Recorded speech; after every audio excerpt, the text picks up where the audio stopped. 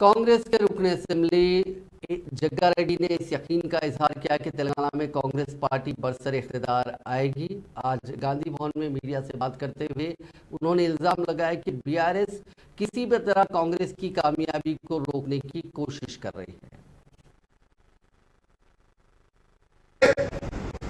पढ़ाई क्या चल रहा है, वो लोग जॉब के लिए क्या कर रहे हो लोग,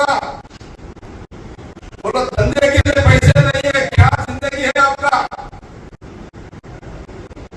हैदराबाद में 40 साल से जो अकबर असद होता है असेंबली में, मुसलमानों के लिए कुछ क्या करेगा, मैं पूछूं मैं क्या करे। असद असद असद असद ओवैसी, अकबर ओवैसी, मैं सवाल पूछूं मैं बोल रहा असेंबली में, मैं देखा मैं 2000 में आपके आप बोले थे भाई, 2000 में बेहतरीन सीएम राजशेखर साहब बोले, बाद में रोशे साहब को बोले बेहतरीन सीएम बोले, किरण कुमार रेड्डी को बोले बेहतरीन सीएम बोले,